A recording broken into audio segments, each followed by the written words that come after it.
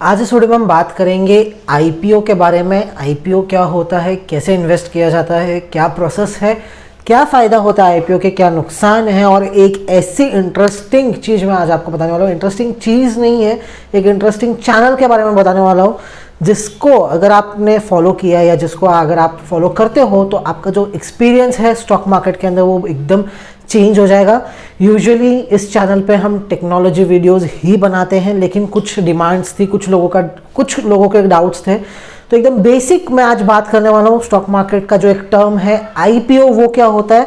One of the safest investment इसको आप कह सकते हो। एफडीज है, आपके जो सेविंग अकाउंट में बैलेंस है वो एकदम सिक्योर्ड होते हैं, लेकिन उससे एक लेवल ऊपर जाते हो तो म्यूचुअल फंड्स आते हैं, वो इतने भी सिक्योर नहीं होते, वो डायरेक्टली मार्केट से ही लिंक्ड होते हैं। लेकिन जो आईपीओ है ये मैं कह सकता हूँ वन ऑफ द सेफेस्ट होगा। एकदम भी सेफेस्ट नहीं है, लेकिन वन ऑफ द सेफेस्ट होगा और क्विक रिटर्न्स आपको कमा के दे सकता है। अगर मैं आपको कहूँ कि अगर आप 15,000 रुपये इसमें लगाओगे तो आपको सिर्फ एक हफ्ते के अंदर 15,000 का 30,000 मिल सकता है, यानी फुल 100% रिटर्न आपको मिल सकता है। तो वो भी गलत नहीं है, लेकिन उसको समझते हैं पहले ये होता क्या है। और एक ऐसे चैनल के बारे में बताऊंगा जिसको अगर आप फॉलो करते होंगे तो बहुत ही अच्छी बात है, फिर तो आपको सभी चीज़ का नॉलेज होगा। अगर नहीं करते हो तो इंटरनेट पे एक फ्री, यूट्यूब पे एक फ्री चैनल है, टोटली फ्री है, प्योर नॉलेज बेस्ड है, कोई स्टॉक टिप्स नहीं है, कुछ नहीं, कोई टिप्स नहीं है, कुछ आपको टेक्निकल्स भी मिलेंगे उसके अंदर, लेकिन ऐसे आपको खाली चार्ट्स के पीछे पड़े हैं, ये स्टॉक का टेक्निकल बता रहे हो, स्टॉक का टेक्निकल बता रहे हैं, ऐसा कुछ नहीं है। प्योर फंडामेंटली आपको नॉलेज मिलेगा स्टॉक मार्केट के रिलेटेड। तो जो भी आपको नॉलेज है फ्री ऑफ कॉस्ट अपग्रेड होगा। काफ़ी अच्छे वीडियोज़ आपको उस चैनल पर देखने को मिलेंगे।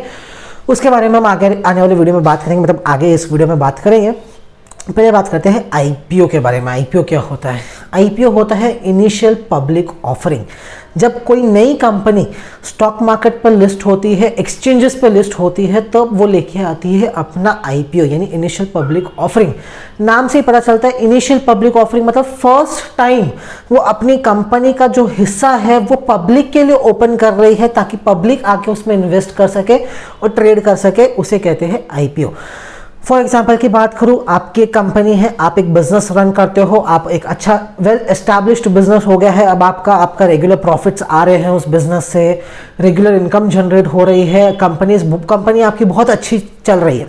लेकिन अभी तक वो आपकी कंपनी प्राइवेट कंपनी थी। जो भी लॉस होता था वो आपको बेयर करना पड़ता था, जो भी प्रॉफिट होता था वो भी आपका होता था। आप उसको, जरूरी नहीं है किसी को बांटने की जरूरत है आपको।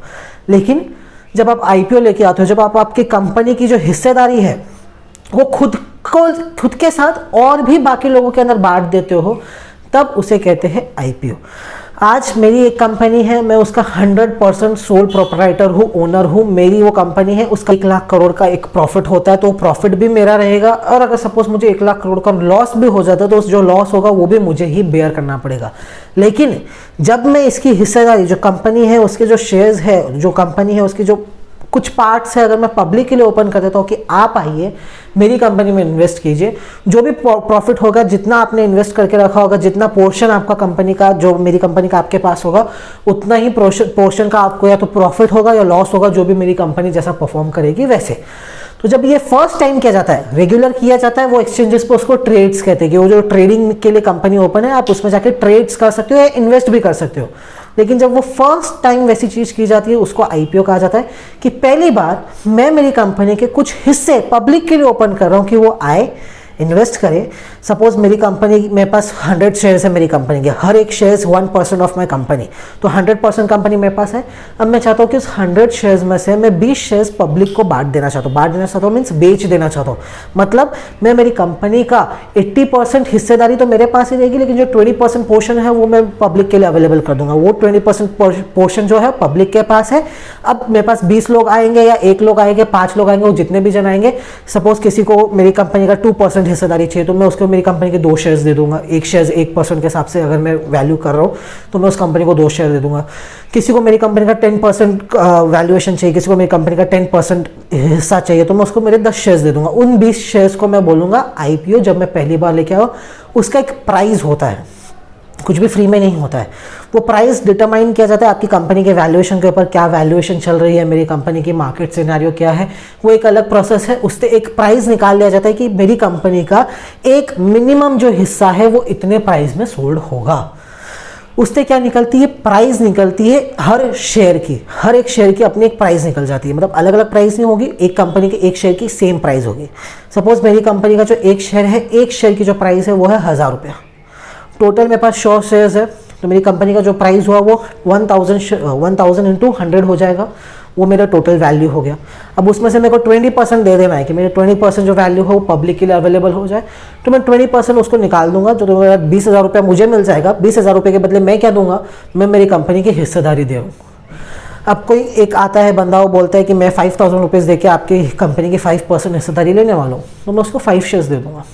ये ऐसे नहीं होता है, लेकिन इसका एक तरीका होता है। जब एक्सचेंजेस पे आप सेबी को फाइल करते हो अपना आईपीओ, और पब्लिक में अनाउंसमेंट की जाती है कि मैं मेरी कंपनी का आईपीओ लेके आ रहा हूँ, 100 एंड 100 डेट से आईपीओ होने वाला है, 100 एंड 100 प्राइस होने वाली है, इतना % जो मेरी कंपनी का वो आपके लिए अवेलेबल होने वाला है, इसमें आप इतना अप्लाई कर सकते हो।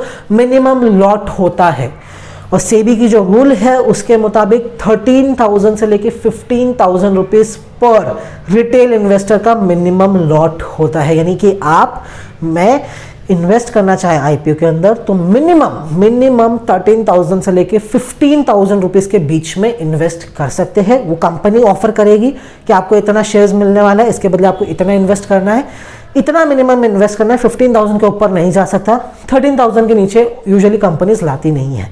13,000 से 15,000 के बीच में कंपनी पर रिटेल इन्वेस्टर्स, जो हम हैं, आप और हम हैं रिटेल इन्वेस्टर्स, क्योंकि हम 2 लाख रुपए से कम इन्वेस्ट करते हैं आईपीओ के अंदर। लॉट्स मिलते हैं आईपीओ के, सपोज एक लॉट के अंदर 10-15 शेयर्स आ रहे हैं, क्योंकि 15,000 रुपये का एक लॉट है तो 15 शेयर्स आ रहे हैं उसके अंदर, तो मिनिमम हमको 15 शेयर्स खरीदने पड़ेंगे। अब ये नॉर्मल शेयर मार्केट के अंदर जो BSE NSE पे ट्रेड होता है, ये वैसा नहीं है।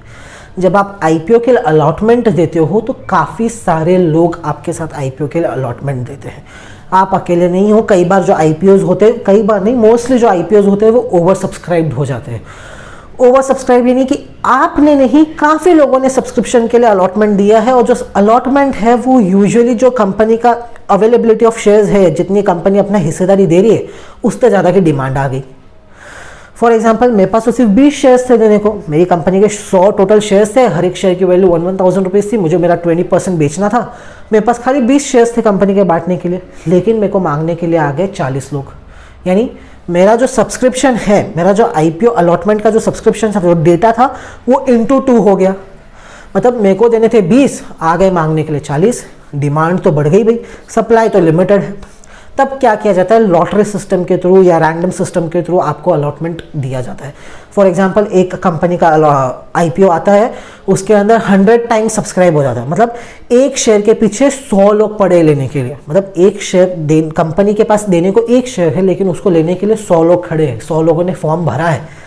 तब क्या किया जाता है, रैंडमली, जैसे गिव अवे होता है यूट्यूब के ऊपर, वैसे रैंडमली लोगों के नाम सेलेक्ट कर लिए जाते हैं, उनको उनके शेयर्स अलॉट कर दिए जाते हैं। अगर आपको नहीं मिलता तो आपका 15,000 रुपीज़ आपको वापस रिफंड कर दिया जाता है। और यूजुअली आईपीओ का फायदा ये है कि मिनिमम 32 लेके 100% प्लस आपको डे ऑफ लिस्टिंग पे अमाउंट मिलता है। ये नहीं कह रहा है कि मिनिमम 30 to 100, तो इसका मतलब उससे कम हो सकता है, कई बार नेगेटिव भी हो जाता है, लेकिन वो बहुत रेयर सिनेरियो है। या तो मार्केट क्रैश हो रहा है, मार्केट सिनेरियो अच्छा नहीं है, या यूजुअली कंपनी ही अच्छी नहीं है, कल को कंपनी के लिए कुछ नेगेटिव न्यूज़ आ जाती है उसको लिस्ट होने के पहले, तो क्या होता है कि जो लिस्टिंग है वो नेगेटिव हो सकती है, या ऑलरेडी कंपनी वैल्यूएशन उसका बहुत हो रखा है, हायर वैल्यूएशन पे वो लिस्ट हो रही है।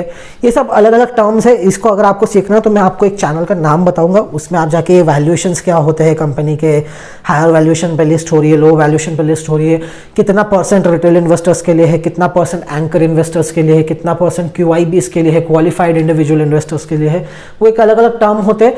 वो अगर आपको सीखना तो उसके बारे में मैं एक चैनल पर बताऊँगा।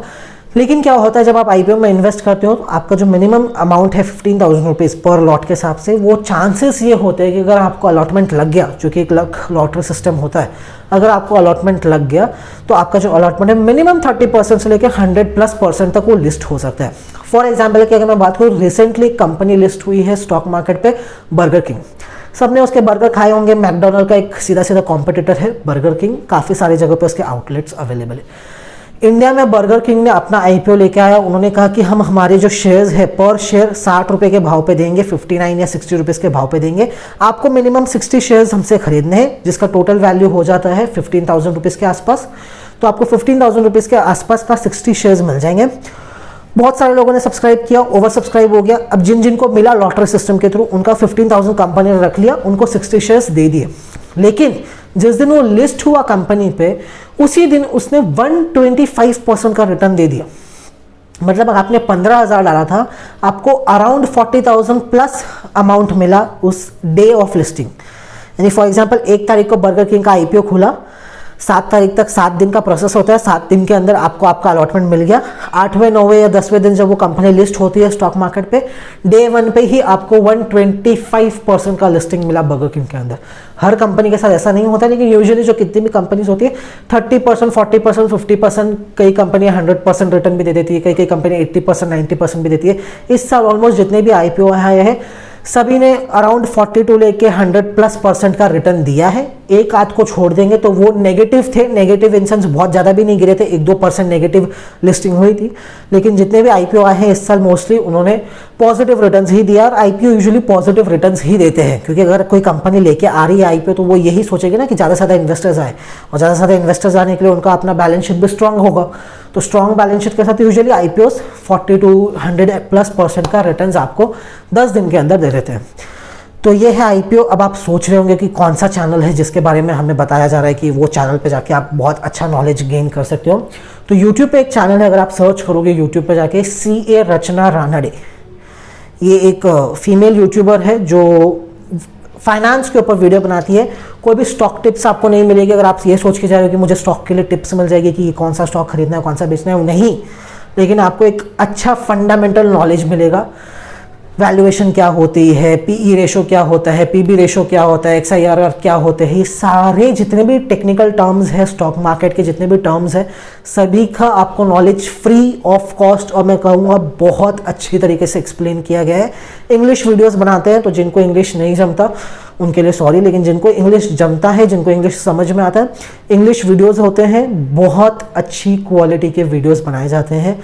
काफ़ी सारे जितने भी आपके डाउट्स है स्टॉक मार्केट को रिलेटेड, फ्री कोर्स मैं कहूँगा अगर आपको ऐसा कोर्स भी स्टडी करना है, क्योंकि स्टॉक मार्केट के कोर्सेज अवेलेबल है मार्केट में, 50,000, 80,000, 1-1 लाख रुपए के ऊपर के कोर्सेज अवेलेबल है। लेकिन ये फ्री में आपको यूट्यूब पे इतनी हाई क्वालिटी वीडियोस आपको देखने को मिल रहे हैं और हाई फंडामेंटल नॉलेज आपको देखने को मिल रही है। सिखाया जा रहा है, आपको कोई टिप्स नहीं दी जा रही, आपको कोई मदद नहीं की जा रही, आपको खुद सिखाया जा रहा है कि आप खुद कैसे सीख सकते हो, कैसे इन्वेस्ट कर सकते हो।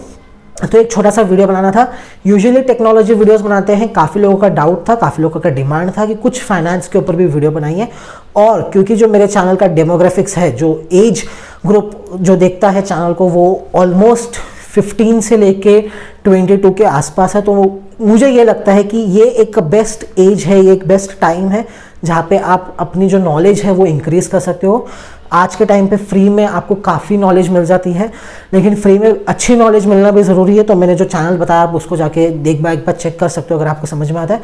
और ये एक ऐसी एज है जहाँ पे अगर आप सीखते हो इन्वेस्टिंग करना, जहाँ पे आप सीखते हो पैसे को सही तरीके से यूज़ करना, तो थोड़ा आपके लिए ही बेनिफिशियल होगा लॉन्ग टर्म के अलावा। बाकी पैसे उड़ाने के तरीके काफ़ी है, लेकिन पैसे कमाने के लिए और कुछ नया सीखने के लिए कोई उम्र, कोई टाइम छोटा बड़ा नहीं होता है। तो बस इतना ही बताना था।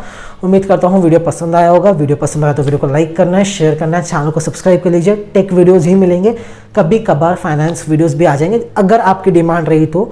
ये भी लोगों का डिमांड था, इंस्टाग्राम पे काफ़ी लोगों के डाउट्स आते थे, कमेंट्स में काफ़ी लोग पूछते थे, इसके लिए ये वीडियो बनाया गया है। तो बस फिलहाल इस वीडियो में इतना ही, मिलेंगे किसी और एक इंटरेस्टिंग वीडियो में। तब तक के लिए बाय बाय।